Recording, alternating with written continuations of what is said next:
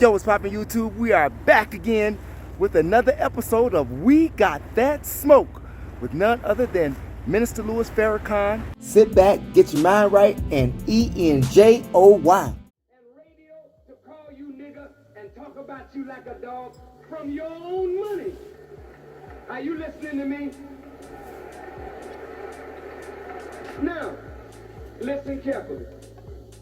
When Watts broke out, and Watts did break out, in the rebellion of 64, 65, and 66, the Jewish merchants left the black community. Then Arab merchants came in. Many of the Palestinians and other Arabs in the war-torn areas of the Middle East came to America to find relief. And they looked and saw, there you were, with a heavy breast full of milk. Your own baby is dying from neglect.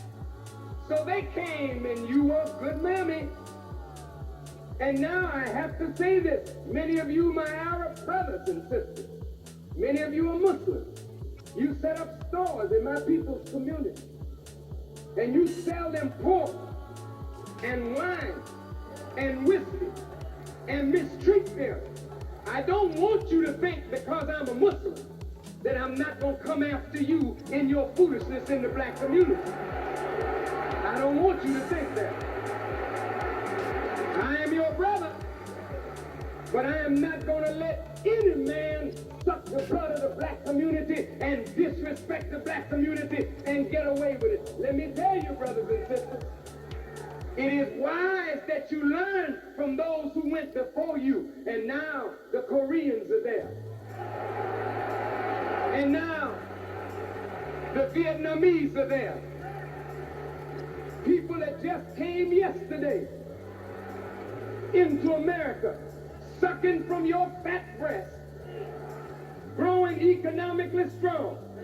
And you sitting around here calling them names. You have no right to condemn Jews or Arabs or Koreans or Chinese or anybody from getting on your breast. If you don't want to nurse from your own breast, somebody sees a fat breast waiting to be nursed, they're bound to use it. And if you won't use it, you lose it. That's the law. So what you have to do, instead of cussing out Arabs and Jews and others who are in your community, you have to make up your mind that you will provide yourself with the goods and services that you need so you can grow to strength from your own natural resource. Do you agree with that? Are you in agreement with that? Okay. Now, all right, I'm almost finished. All of us from all these different persuasions. Now look, I know that some of you disagree with me. That's fine. Beautiful. Some of you say, well, I'm a Muslim, he's a Christian, or he's a Christian, I'm a Muslim, and I don't care to join nobody's religion. We're not asking you to join or change your religion. But what we are saying is this. We've got to unite on the least common denominator. And the least common denominator is we are all the same family and we all have the same need. So let us not see Muslim and Christian or NAACP and Urban League. Let's see the common need and let's go together and work to solve the problem. Now, how do we do this? We propose that we use the blessing that we have received from our sojourn in America to do for ourselves what we've been asking the whites of this nation to do for us. Hollywood, I want to talk to you, Mr. Wood. Every nation on earth is fighting to get back its natural resources. What is black South Africa fighting for? You think they're just fighting for the right to vote? They want back the value of what's under their foot. The gold, the diamond, the uranium, the cobalt, the titanium, all that which America needs to be fit in the 21st century is in South Africa. This is why she don't want to give up that plum. This is why she's trying to prop up Volta. But it's too late. It's too late. Well, if all the countries of the earth are trying to fight for their natural resources, what do black people have? We have no oil, no gold, no coal, no diamonds. We don't have any earth. But you know what we got? We got a wealth of talent, creative genius, that we don't control even that. Here's Hollywood, all our black artists. They're in control by somebody else. They write the script, you play the part. If they want you to play a prostitute, even if you don't want to play a prostitute, you just want to work, here you go, whoring again. So you play whore, now listen to me. For the money, you do degrading parts for the money, and when you write good scripts that show black people in positions of strength and value that would inspire a nation, there is no one who will back that kind of property so that we could see that on the screen or that on the stage. I love Michael Jackson. I love Prince. That's our natural resource. But we don't control it. All those millions are going someplace else. Our entertainers can't speak out. Poor pitiful things.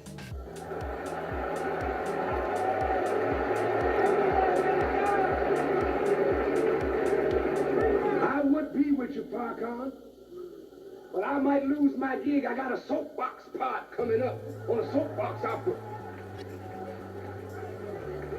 I would be with you, Farrakhan, but hell, I don't want nobody to see me there with you. I might lose a record sale. What are you selling? Nasty filth. Our poor people bumping and grinding all day long. Let's get on down. Get on down, baby. Get on down. Look at you. Popping your fingers and shaking and going on. It's your thing. And they'll pay all day long to see you cut a fool. But if we got control of that black talent again, we would dress up our women.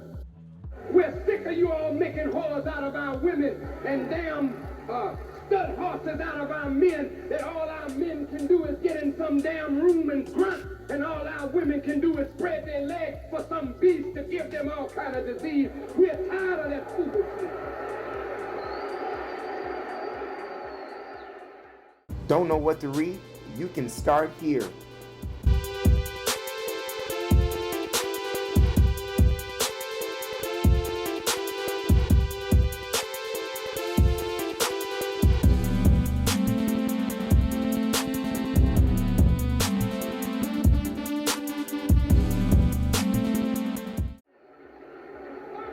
Sport figures running up and down here dunking balls, being paid millions of dollars, and the money never comes back to the black community.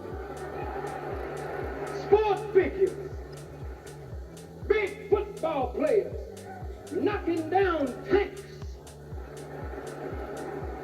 But when it comes time to speak up for justice, they sound like they've been castrated. But I can't talk now. I can't talk now.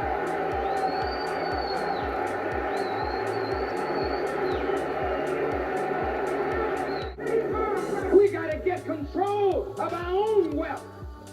People fight for their natural resources. I am saying that we must go to war for what is ours. You belong to us, damn it, and we're coming to get you. Did you hear what I say? You belong to us, and we're coming to get you. And we are not going to let no promoter, no agent stand in the way about getting you back for your own people, for their freedom, for their justice, and for your own salvation. You will not be a purveyor of filth. For our young babies to hear you groaning and grunting on the radio all day long. You may not like it, but deep down in your heart, you know I'm right. You know I'm right.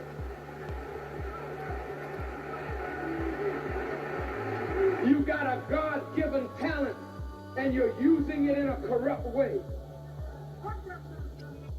For what? Money? What is at the end of it?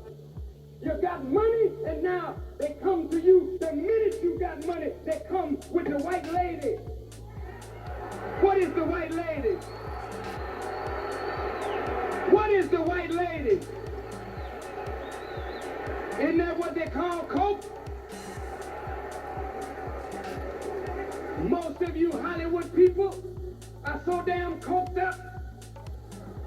All the money you make, you throw it away, you blow it up, you smoke it up, you throw it out, and you want people to respect you as an equal with nothing but a talent and a coke habit and a freak on top of it?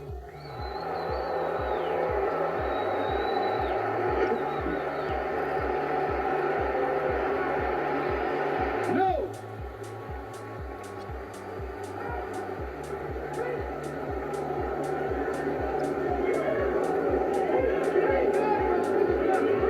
Now listen, you may not like this, beloved,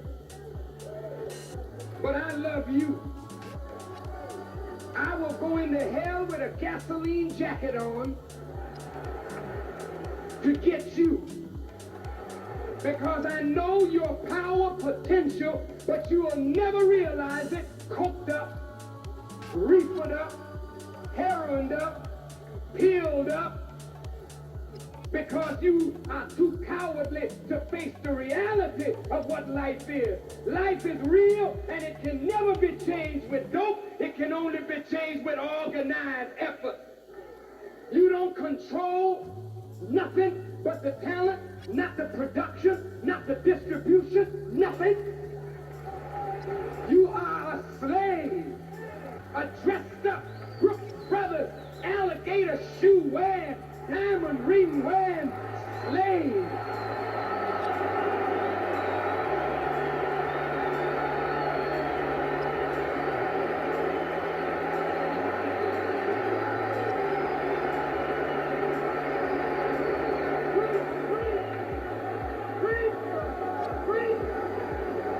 I'm almost finished. Look, you got power, beloved. Last year alone, you spent $9 billion on alcohol, $4 billion on tobacco, and nearly $15 billion, it is estimated, on illicit drugs. That's nearly $30 billion you threw away on your own destruction. And you dare to complain? So with what you threw away last year, you could have owned NBC, ABC, CBS, and put your own satellite up in the air. You got power. You got power, but you're not using your power. 43 you spent last year on food and non-alcoholic beverages. $43 billion. Yet there are black farmers in America that can't get a decent price for their crops. We are losing land so fast in the South. All of us have certain needs. Last year we spent over $400 million on toothpaste alone. Last year we spent nearly $800 million on mouthwash. 50% of that money went to the Listerine people, and they don't hire blacks in their top level. Very few, very few. Look here. Of course, we need toothpaste. God knows when we wake up in the morning, we need a little something. Yeah, Procter & Gamble, brother.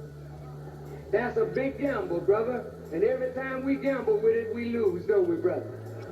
We lose. They don't care 2 cents about us, brothers and sisters.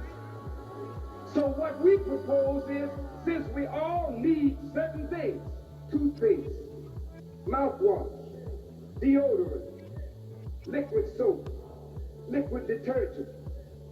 Our sisters need sanitary napkins. We need toilet paper. Now, brothers and sisters, we believe we can produce all these things for ourselves. As a start, look, we got to fight to get back $204 billion, keep it rotating at least 3 times in our community before it goes. If we can keep it going 3 times in our community, I guarantee you our children will have a future. We've got to provide that future for them, and it starts by the proper use of our money. Are you with me so far?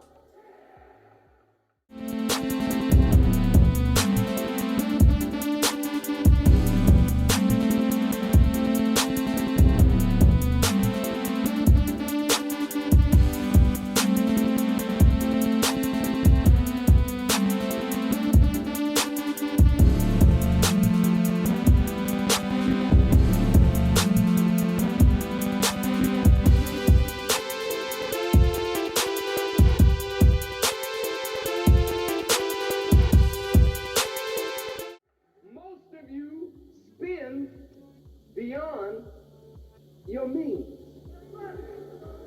The advertising of this world is to make you want things that you don't have money to pay for. And most of us want a lot of good things, don't we, brothers and sisters? But you don't have the money. So then somebody said, don't worry about it, you don't have the money. Dollar down, dollar when I get you. And then after you get it just about paid for and miss 3 payments, here they come, taking it all back, saying, I'm sorry about that. They take your home, they take your car, they wait on you. They wait on you now, brother?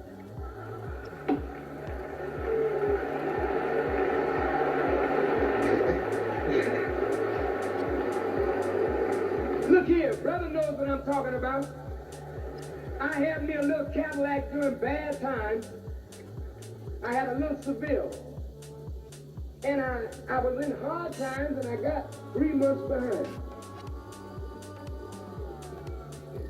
The white fella called me on the phone and said, Farrakhan, this was about 9 years ago. He said, Farrakhan, you're 3 months behind,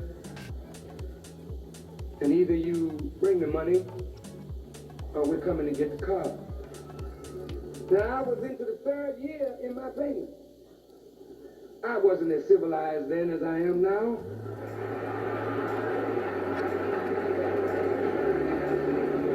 I told him, if you put your foot on my property.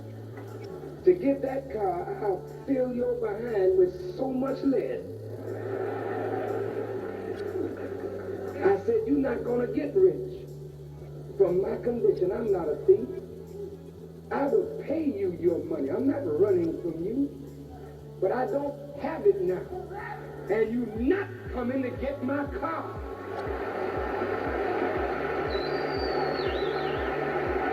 I don't know if he thought I was jiving,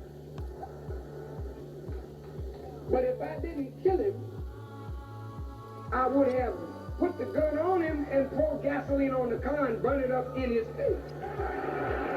Because I'm not going to let a beast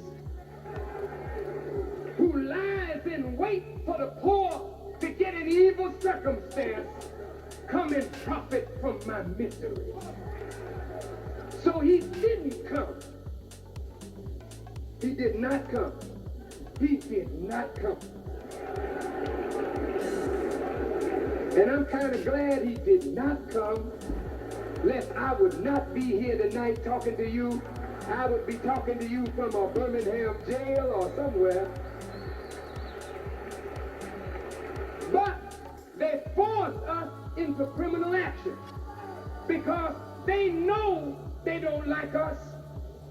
They wait for you to have a misfortune and then pounce on you. Take your house, take your car. This is wickedness. This is wickedness. But you know something? The reason that they don't want Farrakhan to get too popular is because I know something. I know that if people get behind me, see, we change law. If we don't like your law, we write a new one. You didn't hear me, did you? That's how you can sit in the front of the bus. Because somebody decided they didn't like the law, and when people mobilize against it, it stops. This is why they want to kill every black leader who got admiration and love among the people, because if you're organized, you can change your destiny, black man and woman. So now,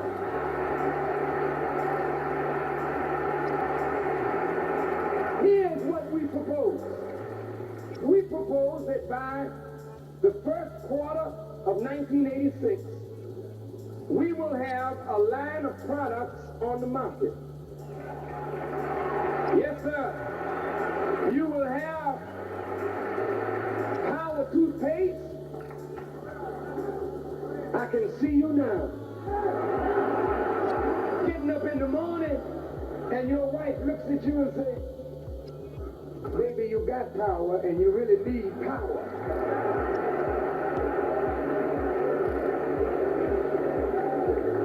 I can see Big Jim Brown.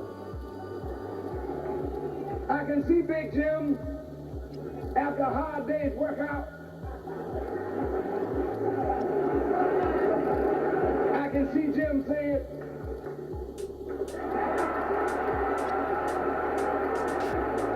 "I think I need my power deodorant."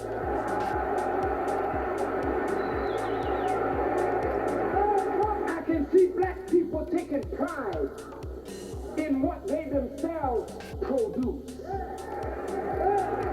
And by buying from your own and keeping the money within your own, then you start your project, your real economic base, which is to buy land from which to build your own black economy. Now hear this.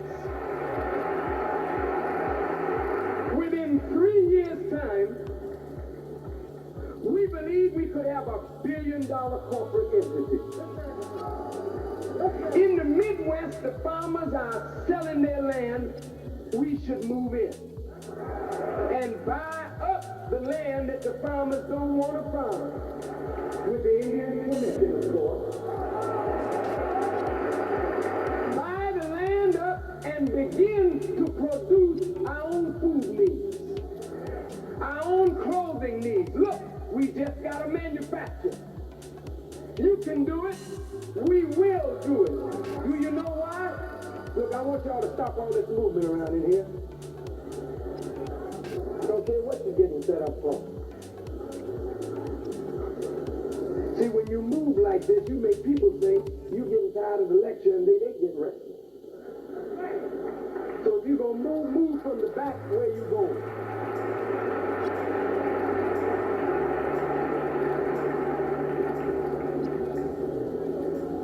There's always an explanation, but there's a better way of doing everything. Now, brothers and sisters, let me say, please, that you have it within yourself to do this. Every black professional, every black businessman, we want to sign you up to power. When we make 18,000 people members of power, they will get a power membership card. And their first act will be to buy from a power merchant or a power professional. Look, at a discount. This keeps our money among ourselves. Brothers and sisters, if you've got to spend your money, spend it with a black doctor, a black dentist, a black lawyer, a black professional. If you see a black person in business, go to your brother, patronize them. But brother, you gotta be able, sister, you gotta be able to compete for the dollar. See, it ain't color today, it's that unity will make us able to buy at a price that we can compete with the others. You can't be an individual and make it today. This is why power puts the consumer together with the black producer in a mutually beneficial way. Now look, black businessman, black businesswoman, you've got to compete for your people's business. You got to understand that time is life. And when you say you will open your store at 9, don't come in with an excuse at 10. Open. Be on time. Have your store well lit. And be kind and courteous to those who come in your business. Don't treat your people like they're non-entities. White folks all over the South are saying yassa today to black people because they want that money. I see white folks know how to say, "Come in, sir. How you feel today, sir? Can I help you, sir?" I said, "My, this is a change." It's not that the heart changed. They know you gotta act a certain way to get the money. You want your people's money, then don't act the fool. They come in your store, you come out the back nasty. Ugly attitude. What you want? Hurry up, I ain't got a lot of time. Your problem is you don't like to serve your own people. And if you don't love yourself, you can't serve one another. Elijah Muhammad taught us to call each other, yes, sir. Yes, ma'am. See, we start at home honoring and respecting each other. When you carry that into business, you got people who will come to you, give you their money because you've given them good, lovely service. Through the power concept, can you see it? We control the distribution. We control the production. Actors, I'm coming after you. Or some other friendly government, if America won't be friendly. And I refuse to let America tell me who my friends are, because she has not been no friend to black people.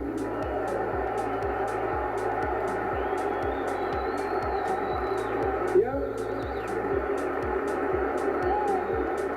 I got a couple more points to make. Just hold on here. When we get to a certain level in business, we must go to the earth to farm. Second, we must produce clothing for our people. With $204 billion redirected in our hands, we could rebuild the wasted cities of America. Look, beloved, you contribute to the white man's racism. You contribute to their calling you nigger and thinking you're an inferior person because you don't do anything in the way of producing. When we become a producing people, white people will look at you, say, look at them. They're building their own homes. Why, they're building their own schools. They're supporting black colleges and universities and building new ones. They're building their own hospitals. Then they will say, I respect you. Not because you're black or not because you're white.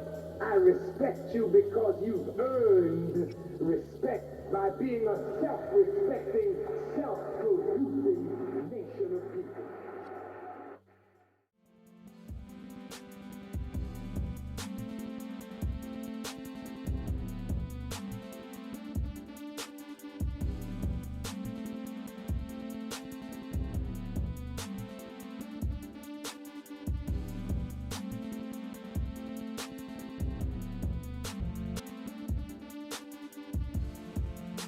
Thanks for viewing, you all, and on your way out, make sure you hit that subscribe button, hit that notification bell, and the word all to ensure that you will get notifications when I upload videos on YOUTUBE. Also, press those condiments, the like and the share. Share the information with relatives, friends, co-workers, anyone that you come into contact with. It is a magnificent way to jumpstart your conversation. Peace out and never give up on your DREAMS.